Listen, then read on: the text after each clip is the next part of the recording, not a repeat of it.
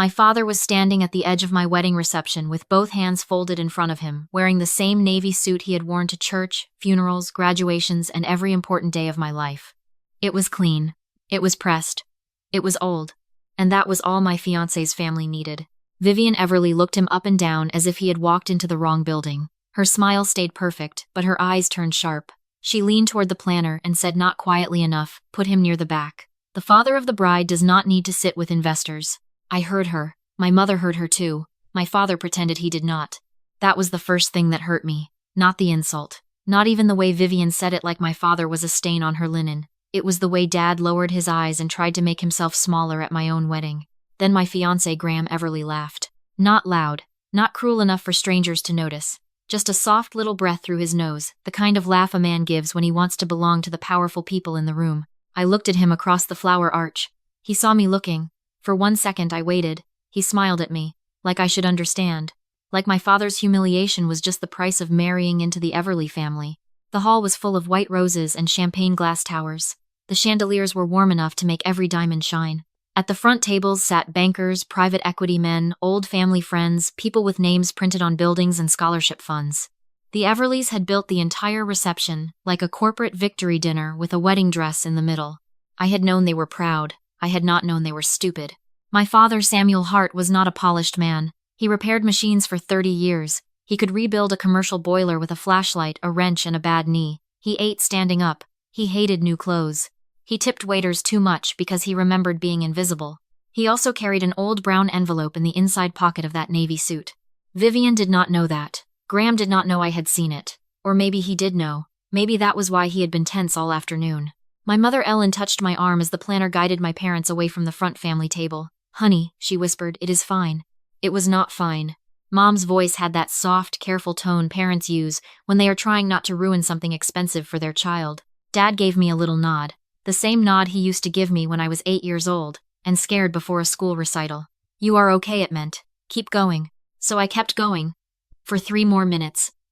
Then I watched the planner lead them past the crystal centerpieces, past the string quartet, past the painted place cards, past every guest who mattered to the Everlys, and sit them at a plain 2-seat table near the kitchen door.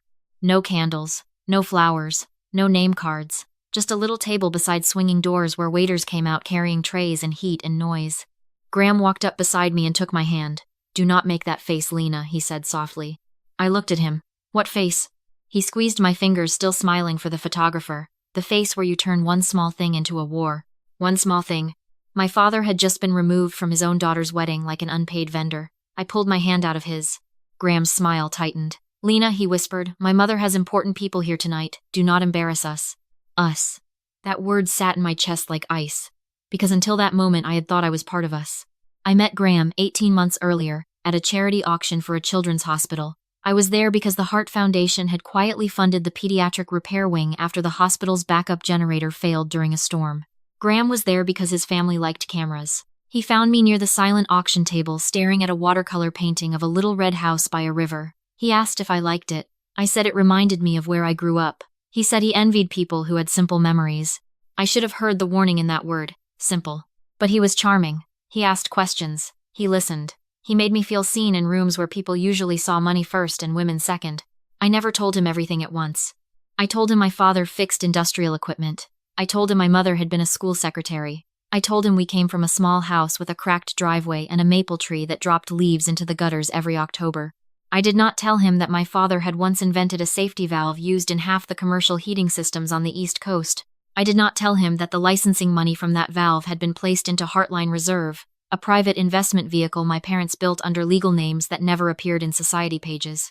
And I definitely did not tell him that Heartline Reserve held the secured bridge debt keeping Everly Group alive. That was not deception. That was protection. My father had taught me that money should never enter a room before character did. So I let Graham meet me first. Not my lawyers, not my trust officers, not my voting rights. Me. At first he passed every test I did not admit I was giving him. He opened doors for my mother. He asked Dad about machines and listened like he cared. He said he loved how grounded I was. He said his family needed someone real. Then the engagement happened, and Vivian Everly began treating my family like a stain she planned to bleach out after the wedding. She corrected my mother's grammar once at dinner. She asked my father if he was comfortable eating oysters. She told me with a smile, that old families survive because they know where everyone belongs. Graham always apologized afterward. She did not mean it. She is under pressure. Once we are married, it will be different. That last sentence is a trap women build for themselves when they love someone more than they trust the evidence.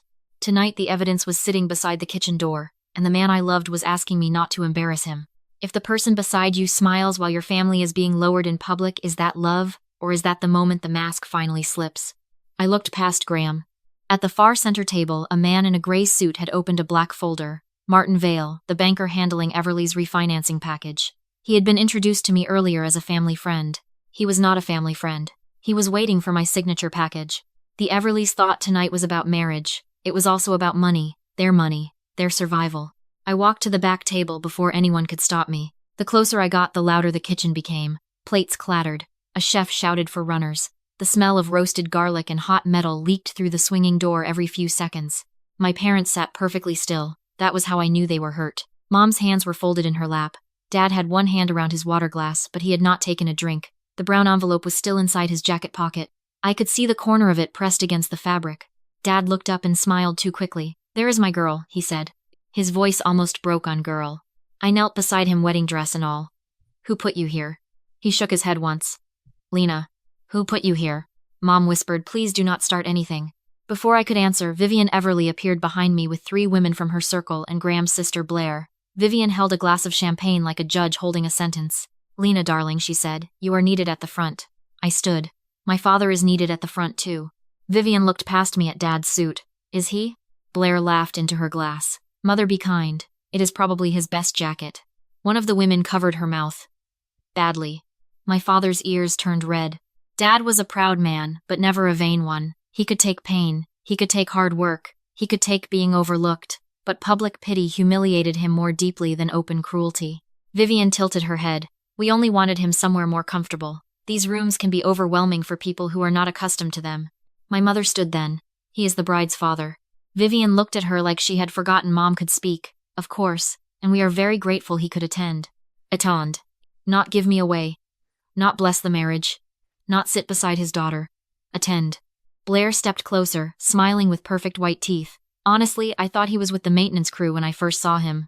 The women laughed. My fingers went cold. Then Blair looked at Dad and said, "Do not worry, Mr. Hart. Nobody expects you to know how these things work." Dad lowered his head. That was the moment my mother's eyes filled with tears. She turned her face away fast, but I saw the tear fall. Graham arrived just after it happened. He must have seen my face because he lifted both hands slightly. "Lena not here." Vivian exhaled. "Graham, please handle your bride." "Handle? My bride."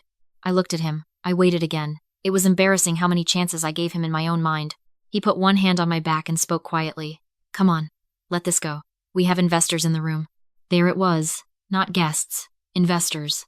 I asked him, "Did you know Martin Vale would be here tonight?" His expression flickered so fast most people would have missed it. He said, "Everyone knows Martin." That was not an answer. Dad slowly reached into his inside pocket and touched the envelope, not pulling it out, just making sure it was there.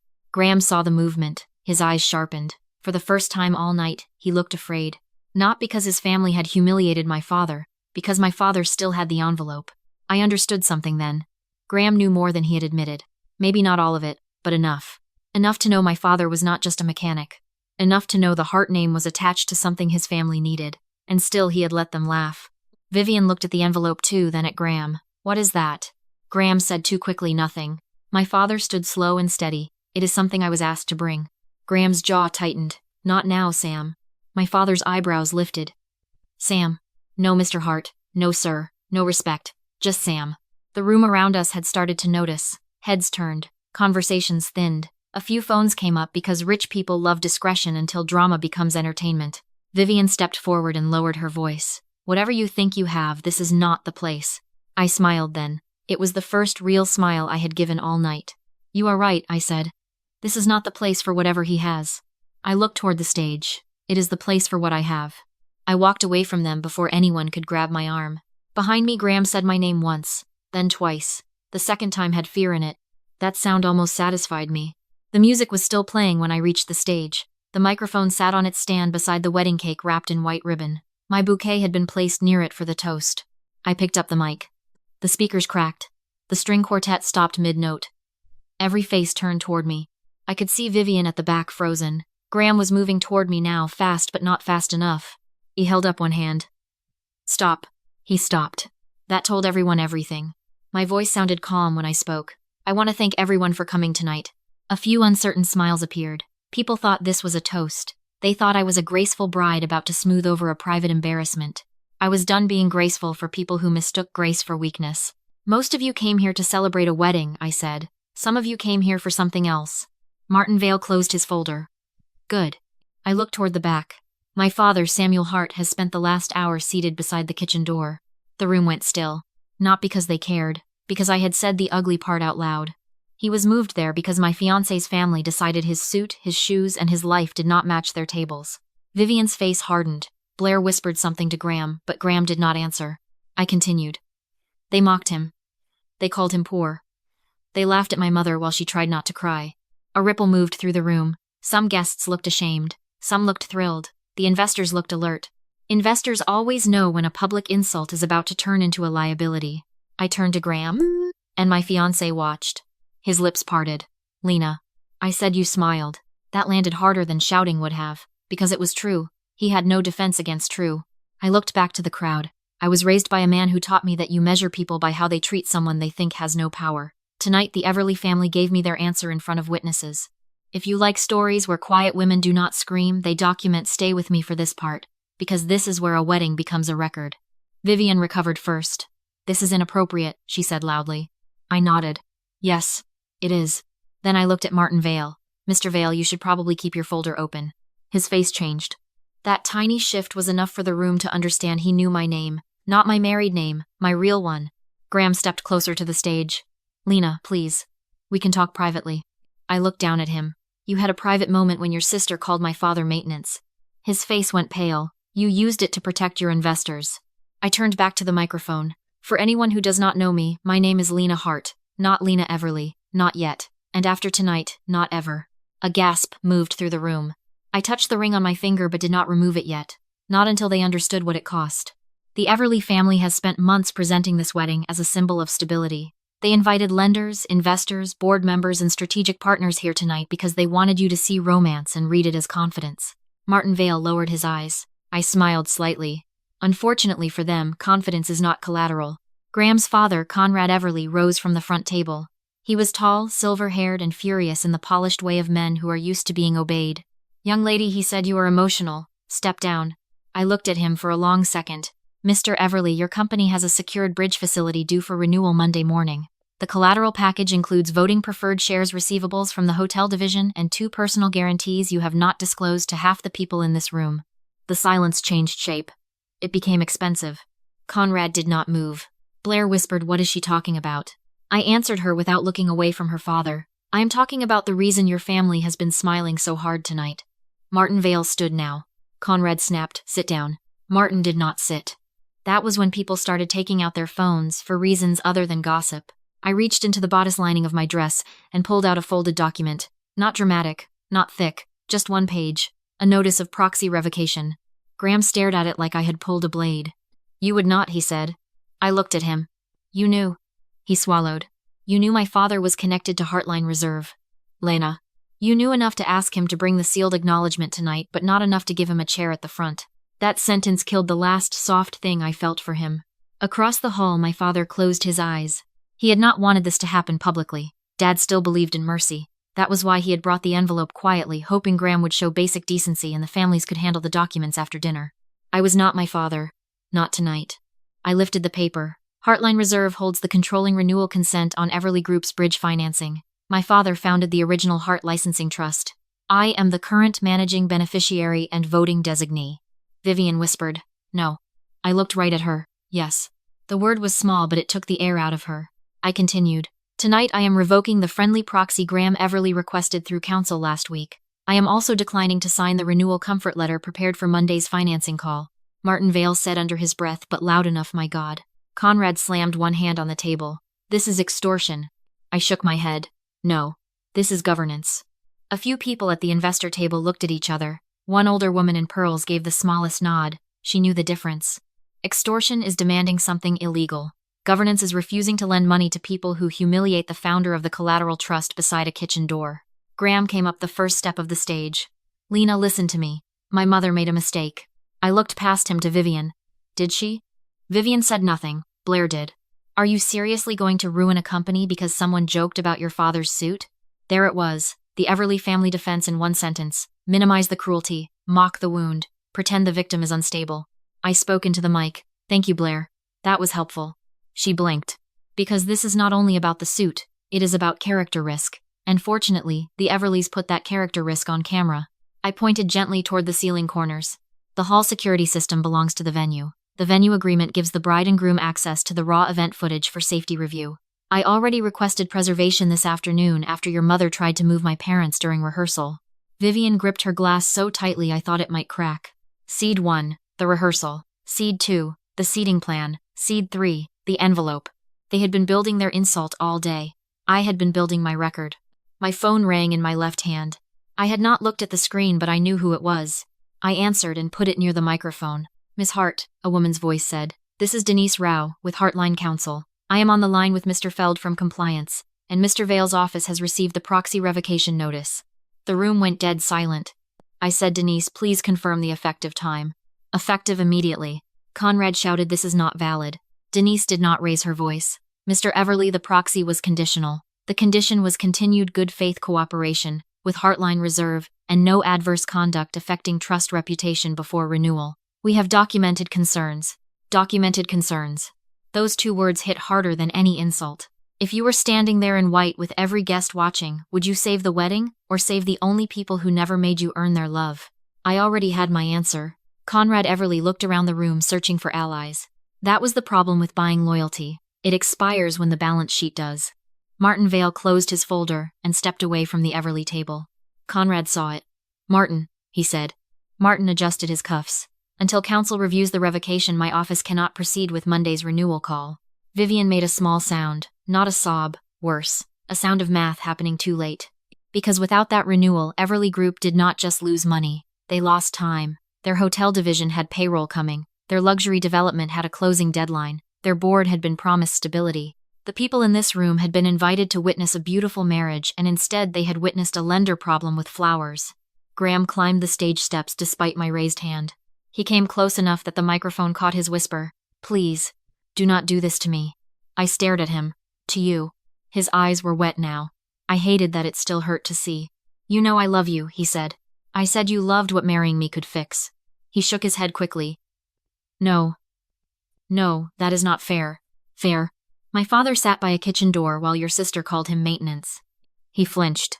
My mother cried into a napkin at my wedding. His mouth trembled. And you smiled because you were afraid your investors might notice your bride came from working people. The whole room heard that. He looked down, finally. Too late. I removed the ring slowly. There was no dramatic music, no thunder. Just a small circle of cold metal, sliding off my finger. I placed it on the edge of the cake table. This marriage is over. Vivian moved forward, desperate now. Lena, wait. We can apologize, publicly. Samuel can sit at the front table. My father looked at her then. For the first time all night he looked directly at Vivian Everly. He did not speak. He did not need to. She was offering him a chair only after discovering he was attached to the money. That is not respect. That is negotiation. I looked at her and said my father was worthy of the front table before you knew his name mattered. Vivian's face crumpled. Blair snapped. This is insane. You cannot just walk out and blow up a company. I said, watch me walk. Then I stepped down from the stage. No one stopped me. Not Graham. Not Conrad. Not Vivian. Not one of the guests who had laughed when my father lowered his head. I walked to the back table. My mother stood before I reached her. Her hands were shaking. I took them between mine. I am sorry, she whispered. That almost broke me. For what? For all of this? I shook my head. No, Mom. They are sorry now. That is different. Dad stood slowly. He reached into his jacket and pulled out the brown envelope. I thought maybe he said quietly he would do the right thing before you needed this. His voice was not angry. That hurt most. He had brought mercy in his pocket. They had brought contempt. I took the envelope and pressed it back into his hands. Keep it, Dad. You do not need to prove yourself to them. Then I turned and faced the room one last time. Everyone was watching now. Not laughing, not whispering. Watching. I spoke without the mic. You all saw what they did when they thought my father was powerless. Remember that when they tell you tomorrow that this was a misunderstanding. Martin Vale looked away first. Smart man. The night air felt cold against my face when we stepped outside. My veil moved in the wind. My dress dragged over the stone steps. Behind us, the hall glowed gold, beautiful and rotten. My father offered me his arm like I was still his little girl crossing a busy street. I took it. Mom walked on my other side. For a moment, none of us spoke. Then Dad said I liked the flowers. I laughed. A real laugh. Broken, wet, and ugly, but real. Mom started laughing too, then crying, then laughing again. That was my family. Not polished, not powerful in the way the Everleys understood power, but whole. My phone buzzed before we reached the car. First Denise, then Martin Vale, then a board member, then Graham. I did not answer Graham. His first text said please, his second said I can fix this, his third said you are overreacting. That was the one that made me block him. By Monday afternoon, Everly Group had announced a delay in refinancing. By Tuesday morning, 2 strategic partners paused negotiations. By Wednesday, the board requested an independent review of executive conduct, related party spending, and the use of company funds for private event positioning. Private event positioning. That was the polite legal phrase for using my wedding as a confidence pageant for a failing empire. Conrad resigned as board chair within 2 weeks. Vivian disappeared from charity committees that used to fight for her attention. Blair deleted every photo from the reception except one, a cropped picture of herself where the kitchen door was not visible. Graham sent letters, then flowers, then a long email about pressure, family expectations, and how he had been scared. I read only the first line. I was scared too. I closed it. Fear reveals people. It does not excuse them. A month later, Dad wore that same navy suit to lunch at our little house with the cracked driveway. Mom made chicken soup. Dad burned the toast. I sat between them at the kitchen table. No chandeliers, no roses, no investors, no one measuring our worth by fabric or last names. The brown envelope sat in a drawer now. We did not need it anymore. The Everleys thought they were humiliating a poor man. They were really signing a statement about themselves in front of every person who mattered to their survival. That is the thing about people who worship power. They rarely recognize it when it arrives quietly, holding its father's hand. So if you ever have to choose between a beautiful room and the people who made you strong enough to stand in it, choose the people. Every time. And if you like stories where dignity walks out before the empire falls, subscribe and stay with me for the next one.